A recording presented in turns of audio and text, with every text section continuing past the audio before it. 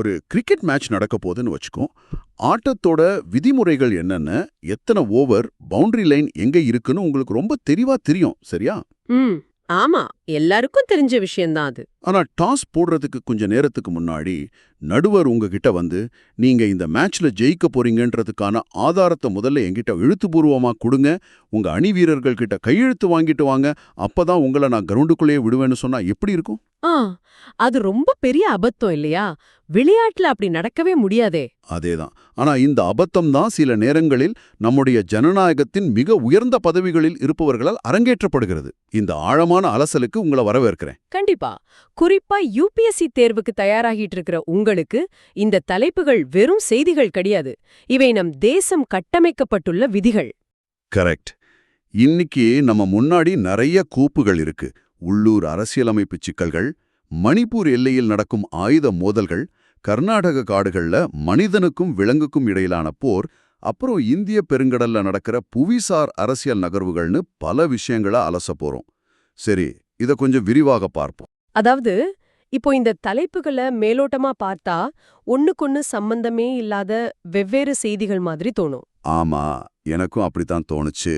ஆனா ஆழமா பார்க்கும்போது அதிகாரம் யார்கிட்ட இருக்கு, அந்த அதிகாரம் எல்லைகளை எப்படி பாதுகாக்குது, அந்த பாதுகாப்பிற்கு தேவையான பொருளாதாரத்தை நாம எப்படி உருவாக்குறோம்னு ஒரு தொடர்ச்சியான சங்கிலியை நான் பார்க்க முடியும். அந்த சங்கிலியை தான் இன்னைக்கு நாம விரிவாக புரிஞ்சுக்க போறோம். ஆரம்பத்துல நான் சொன்ன அந்த கிரிக்கெட் நடுவர் உதாரணத்துக்கே வருவோம். தமிழ்நாடு ஆளுநர் விவகாரம் இப்போ சட்ட வல்லுநர்கள் மத்தியில பெரிய விவாதத்தை கிளப்பியிருக்கு. ஆமா, ஒரு தொங்கு சட்டசபை, அதாவது ஹேங் அசெம்பிளி வரும்போது ஆட்சி அமைக்க யார் அழைப்பது அப்படிங்கறதுல ஆளுநரோட பங்கு என்னங்கிறது தான் இப்போதைய கேள்வி.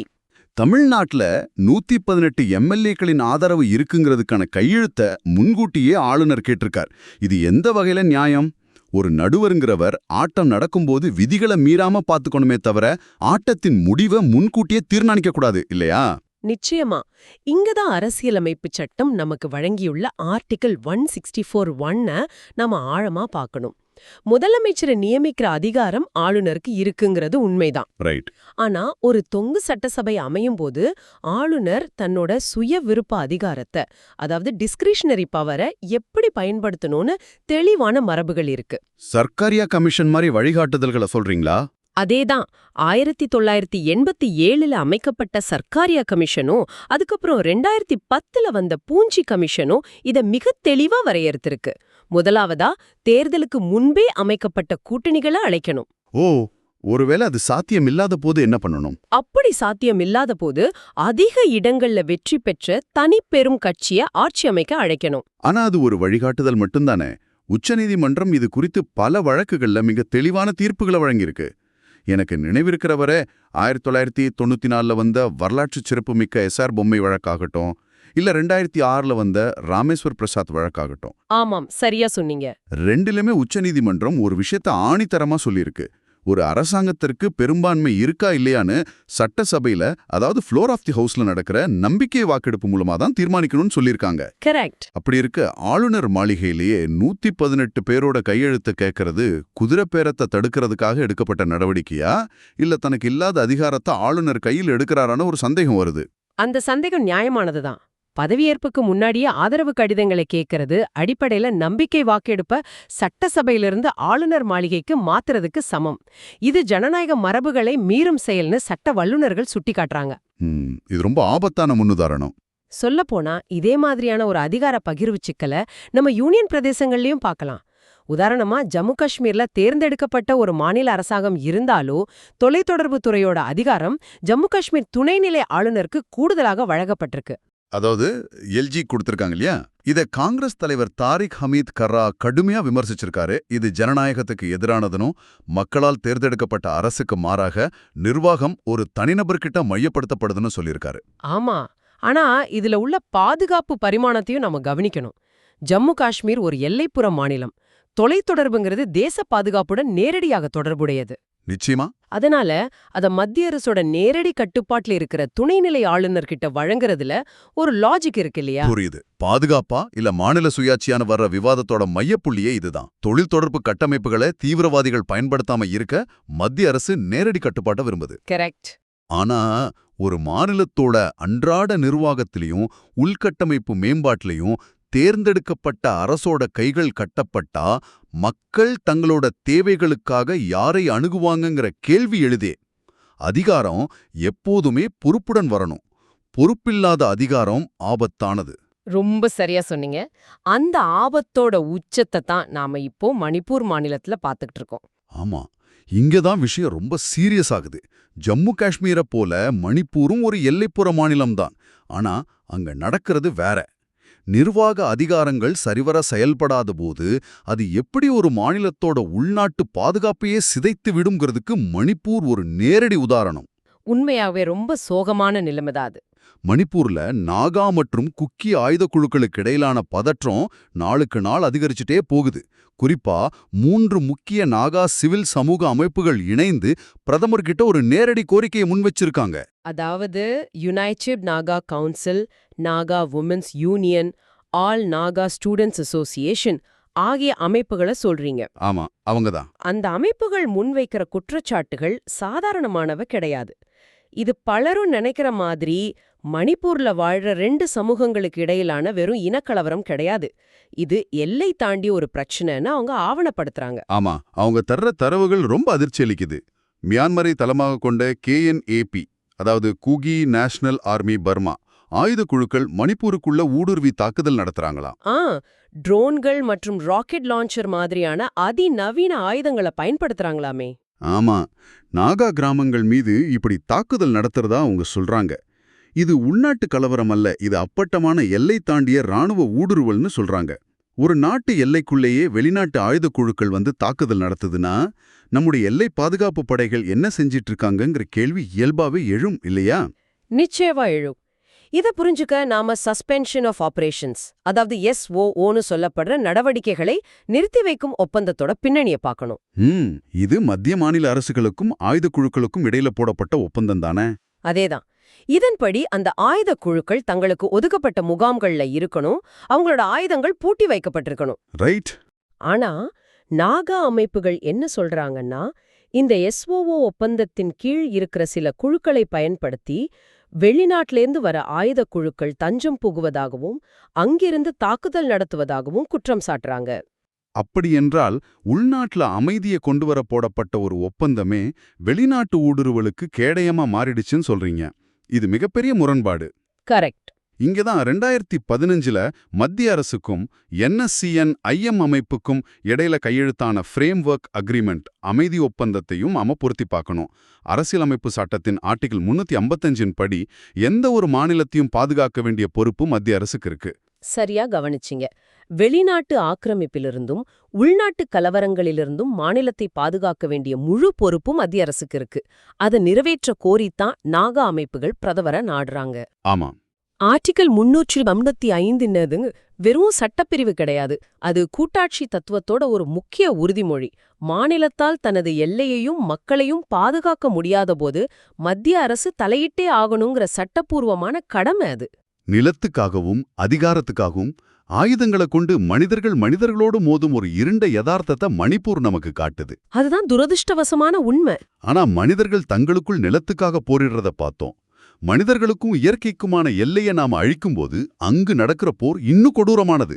நமது கவனத்தை இப்போ கர்நாடகா மாநிலத்தின் பக்கம் திருப்புவோம். சொல்லப்போனா கர்நாடகாவுல நடக்கிற மனித வனவிலங்கு மோதல்கள் ரொம்ப கவலைக்குரிய விஷயம். ஆமா, குறிப்பா குடகு மற்றும் ஹாசன் மாவட்டங்கள்ல நடக்கிற இந்த மோதல்கள் பெரும் சோகத்தை ஏற்படுத்தியிருக்கு. கடந்த 5 வருஷத்துல மட்டும் 47 உயிர்கள் பலியாகியிருக்கு. ரொம்ப பெரிய நம்பர் அது. 17 வயதான பூஜாங்கிற பள்ளி மாணவி யானை மிதித்து இறந்தது. விவசாயி ராஜா ஷெட்டி காட்டெருமை, அதாவது இந்தியன் கௌர் தாக்கி இறந்ததுன்னு பல சம்பவங்கள் மக்கள் மத்தியில பெரும் கொந்தளிப்பை ஏற்படுத்தியிருக்கு. இதோட விளைவா மக்கள் வனத்துறைக்கு எதிரா தொடர் போராட்டங்களை நடத்தி வர்றாங்க. தங்களுக்கு பாதுகாப்பு வேணும், இந்த விலங்குகளை பிடிச்சு வேற காட்டுக்குள் விடணுங்கிறது தான் மக்களோட பிரதான கோரிக்கை. ஆனா அறிவியல் ரீதியா பார்க்கும்போது இது அவ்வளவு எளிதான தீர்வல்லன்னு மூத்த விஞ்ஞானிகள் சொல்றாங்களே. கண்டிப்பா. மூத்த வனவிலங்கு விஞ்ஞானியான சஞ்சய் குப்பி இத மிக தெளிவா விளக்குறாரு. ஒரு சிக்கலான யானையையோ அல்லது சிறுத்தையையோ பிடிச்சு வேற ஒரு காட்டுப்பகுதியில விடுறது, அதாவது டிரான்ஸ்லோகேஷன், ஒரு நிரந்தர தீர்வாகாதுன்னு அவர் சொல்றார். ஏன் அப்படி சொல்றார்? ஏன்னா பல நேரங்கள்ல அந்த விலங்குகள் பல கிலோமீட்டர்கள் கடந்து மீண்டும் அதே இடத்திற்கே வர முயன்று உயிரிழக்க வாய்ப்பிருக்கு, இல்லனா புதிய இடத்துல உள்ள மற்ற விலங்குகளுடன் சண்டையிட்டு இறந்துரும். நாம எப்போதுமே காட்டை விட்டு விலங்குகள் ஊருக்குள் வருவதாகத்தான் குற்றம் சாட்டுறோம். ஆனா உண்மை என்னவென்றால், அவைகளோட பல நூற்றாண்டுகால வழித்தடங்களை அழிச்சு காடுகளை துண்டு துண்டா வெட்டி நான் தானே உள்ள போயிருக்கோம். ஆமா, அதத்தான் ஹேபிடாட் ஃப்ராக்மெண்டேஷன்னு சொல்றோம். அங்க நெடுஞ்சாலைகளையும் சொகுசு விடுதிகளையும் கட்டியது நாம் தானே. அது மட்டும் இல்லாம, அவைகளோட இயற்கையான இரைகள் காட்டிற்குள் குறைஞ்சதுக்கு நம்முடைய காடழிப்பு தான் காரணங்கிறத நாம வசதியா மறந்துறோம். இதுக்கு அரசாங்கம் வெறும் இழப்பீடு வழங்குறத தாண்டி என்ன ஆக்கப்பூர்வமான நடவடிக்கைகளை எடுத்திருக்காங்க? கர்நாடக அரசு இந்த பிரச்சனையின் தீவிரத்தை உணர்ந்து தங்களோட சமீபத்திய பட்ஜெட்ல இதற்காக 1500 கோடி ரூபாய் ஒதுக்கியிருக்காங்க. ஓ, பெரிய தொகை தான். அது மட்டும் இல்லாம வனத்துறை அமைச்சர் ஆணைத்தாமம் அப்படிங்கிற ஒரு புதிய திட்டத்தையும் முன்மொழிஞ்சிருக்கார். ஆணைத்தாமம் இதுல என்ன செய்ய போறாங்க? மனித விலங்கு மோதல்களை தடுக்க ட்ரோன்கள் மூலமா கண்காணிப்பது, ரேடியோ காலர் பொருத்தி விலங்குகளின் நடமாட்டத்தை முன்கூட்டியே கணிப்பது, அப்புறம் காட்டுக்குள்ள சோலார் வேலிகள் அமைப்பதுன்னு தொழில்நுட்ப ரீதியான தீர்வுகளை இந்த திட்டம் உள்ளடக்கியிருக்கு. ஆனா நீங்களே குறிப்பிட்டது போல காடுகளின் தொடர்ச்சியை மீட்டெடுக்காம இது முழுமையான முடிவுக்கு வராது இல்லையா? கண்டிப்பா வராது. காடுகளை அழிச்சிட்டு தொழில்நுட்பம் மூலமா இயற்கையை கட்டுப்படுத்த நினைப்பது அபத்தமானது. இதே போன்ற ஒரு வளர்ச்சி திட்டத்தோட ஆபத்தை அந்தமான் நிக்கோபார் தீவுகள்லையும் நம்ம பார்க்கறோம். கிரேட் நிக்கோபார் ப்ராஜெக்ட்னு ஒரு மிகப்பெரிய உள்கட்டமைப்பு திட்டம். ஆமா, அது ஒரு பெரிய கான்ட்ரவர்ஷியலான விஷயமாச்சே. கரெக்ட். போதிய சுற்றுச்சூழல் தாக்க மதிப்பீடு, அதாவது EIA இல்லாமலேயே அந்த திட்டத்துக்கு அனுமதி வழங்கப்பட்டதா ஒரு பெரிய குற்றச்சாட்டு எழுந்திருக்கு. தேசிய பசுமை தீர்ப்பாயத்தின் உயர்மட்ட குழுவே இது தொடர்பான அறிக்கையை சமர்ப்பித்திருக்காங்க. பல்லுயிர் பெருக்கம் நிறைந்த ஒரு தீவுல துறைமுகம் மற்றும் விமான நிலையம் கட்டுறதுக்காக காடுகளை அழிப்பது மிகப்பெரிய சுற்றுச்சூழல் பேரழிவுக்கு வழிவகுக்கும். இயற்கையை நாம எவ்வாறு கையாள்றோங்கிறதுக்கான எச்சரிக்கை மணிதான் இது. ஏன்னா காடுகளை அழிப்பதன் விளைவை நாம இப்ப நகரங்கள்லயே அனுபவிக்க தொடங்கிட்டோம். டெல்லியில சமீப காலமா ஏற்பட்டிருக்கிற அர்பன் ஹீட் ஐலண்ட் விளைவே இதுக்கு சிறந்த உதாரணம். டெல்லியில பகல்ல வெயில் கொளுத்துறது சகஜம்தான். ஆனா இரவிலும் வெப்பம் குறையாம இருப்பதற்கு இந்த அர்பன் ஹீட் ஐலண்ட் தான் காரணம். ஆமாம். இத நேயர்களுக்கு எளிதா புரியும்படி சொல்வதென்றால், நகரங்கள்ல உள்ள கான்கிரீட் கட்டிடங்களும் தார் சாலைகளும் பகலில் சூரிய வெப்பத்தை ஒரு ஸ்பாஞ்ச் போல உறிஞ்சி வச்சுக்குது. கிராமங்கள்ல மரங்கள் அதிகமா இருக்கிறதால இரவில் நிலம் எளிதில் குளிர்ந்துடும். கரெக்ட். ஆனா நகரங்கள்ல உறிஞ்சப்பட்ட வெப்பம் கான்கிரீட்லிருந்து மெதுவா இரவு முழுவதும் வெளியேறதால இரவிலும் வெப்பம் தகிக்கிறது. பசுமை போர்வை இல்லாததே இதற்கு காரணம். முந்தைய தலைப்புகள்ல நாம பார்த்த உள்நாட்டு பாதுகாப்பு, எல்லையோர மோதல்கள், இந்த சுற்றுச்சூழல் சவால்கள்னு அனைத்தையும் ஒரு நாடு சமாளிக்கணும்னா அதுக்கு மிக வலுவான பொருளாதார அடித்தளமும் அதைச் சார்ந்த உள்கட்டமைப்பும் தேவை. நிச்சயமா. பொருளாதாரம் வளர்ச்சி பாதையில இருக்கான்னு பாக்குறதுக்கு சில முக்கிய குறியீடுகள் இருக்கு. அதுல ஒரு பாசிட்டிவான செய்திய CII, அதாவது கன்ஃபெடரேஷன் ஆஃப் இந்தியன் இண்டஸ்ட்ரி, தன்னோட சமீபத்திய அறிக்கையில வெளியிட்டிருக்காங்க. செப்டம்பர் மாதத்துல தனியார் துறை மூலதன செலவினம் 67% அதிகரித்துள்ளதாக அந்த அறிக்கை சொல்லுது. சூப்பர்.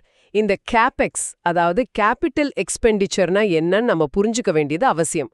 நிறுவனங்கள் தங்கள் லாபத்தை வெறும் சேமிப்புல வைக்காம புதிய தொழிற்சாலைகளை கட்டுறது, புதிய மெஷின்களை வாங்குறதுன்னு தங்களோட நிறுவனத்தை விரிவாக்க செய்யும் முதலீடு தான் கேபெக்ஸ். இது ஏன் முக்கியம்னா, ஒரு நிறுவனம் புதிய தொழிற்சாலை கட்டும்போது பல 100 பேருக்கு வேலை கிடைக்குது. சிமெண்ட், இரும்பு போன்ற உற்பத்தி துறைகளும் வளருது இல்லையா? இதுதான் பொருளாதாரத்துல மல்டிப்ளேயர் எஃபெக்ட்னு சொல்வோம். அரசாங்கம் மட்டுமே எல்லா முதலீடுகளையும் செஞ்சுட்டு இருக்க முடியாது. தனியார் துறை முன் வந்து இந்த மூலதன செலவினங்களை அதிகரிக்கும் போதுதான் பொருளாதார சக்கரம் வேகமா சுழலும். கரெக்ட். ஆனா இந்த உள்நாட்டு பொருளாதார வளர்ச்சி தடையின்றி நடக்கணும்னா சர்வதேச அரங்கில் நாம் நம்பகமான கூட்டாளிகளை உருவாக்கி கொள்ளணும். வெளியுறவுத்துறை அமைச்சர் ஜெய்சங்கரின் ட்ரினிடாட் மற்றும் டொபாகோ பயணம் அதைத்தான் செய்யுது. ஆமாம், அங்க இந்தியா 8 புரிந்துணர்வு ஒப்பந்தங்கள்ல கையெழுத்திட்டிருக்கு. அந்த ஒப்பந்தங்கள்ல என்னை மிகவும் கவர்ந்த ஒரு விஷயம் இருக்கு. அது வெறும் வர்த்தகம் சார்ந்த ஒப்பந்தம் கிடையாது. கிருவித்தியா சமூக மக்களின் வரலாற்று ஆவண காப்பகங்களை இரு நாடுகளும் இணைந்து பாதுகாப்பதற்கான ஒப்பந்தம் அது. ஓ, அது ரொம்ப சுவாரஸ்யமான வரலாறாச்சே. ஆமா, இதை கொஞ்சம் பின்னோக்கி பார்த்தால் சுமார் 180 வருஷங்களுக்கு முன்பு பிரிட்டிஷ் காலனி ஆதிக்கத்தின் போது இந்தியாவிலிருந்து லட்சக்கணக்கான மக்கள் ஒப்பந்தத் தொழிலாளர்களா கரிபியன் நாடுகள், பிஜி, மொரிஷியஸ் போன்ற இடங்களுக்கு கப்பல்கள்ல கொண்டு செல்லப்பட்டாங்க. அந்த ஒப்பந்த பத்திரத்தை ஆங்கிலேயர்கள் அக்ரிமெண்ட்னு சொல்ல அதை சரியா உச்சரிக்க முடியாத நம்ம மக்கள் அதை கிர்மித்துன்னு அழைச்சாங்க. அதனால அந்த மக்கள் கிர்மித்தியா மக்கள்னு அழைக்கப்பட்டாங்க இல்லையா? சரியா சொன்னீங்க. பல தலைமுறைகளை கடந்துவிட்ட அந்த மக்கள் இன்னைக்கு அந்த நாடுகள்ல முக்கிய பதவிகள்லையும் பொருளாதாரத்திலையும் பெரும் பங்கு வகிக்கிறாங்க. ஆனா அவங்களோட மூதாதையர்கள் எந்த இந்திய கிராமத்திலிருந்து வந்தாங்க, எந்த கப்பல்ல வந்தாங்கங்கிற பதிவு அந்த ஆவண காப்பகங்கள்ல தான் இருக்கு. அதை டிஜிட்டல் மயமாக்குறது மூலமா ஒரு மிகப்பெரிய கலாச்சார மற்றும் உணர்வுபூர்வமான இணைப்பை இந்தியா உருவாக்குது. இது ராஜதந்திரத்துல சாஃப்ட் பவர்னு சொல்லப்படுற மென்திறன் ராஜதந்திரத்தோட மிகச்சிறந்த உதாரணம். கண்டிப்பா. கலாச்சார இணைப்புகளை தாண்டி இந்தியா அதிநவீன தொழில்நுட்பம் மற்றும் பாதுகாப்பு கூட்டணிகள்லையும் கவனம் செலுத்தி வருது. அதுல ஒண்ணுதான் தென்கொரியாவுடன் இணைந்து தொடங்கப்பட்டுள்ள கைண்டெக்ஸ், அதாவது கொரியா இந்தியா டிஃபென்ஸ் ஆக்சிலரேட்டர் தளம். பாதுகாப்பு துறையில இப்படி ஒரு ஆக்சிலரேட்டர் அமைப்பது இதுதான் முதல் முறையா.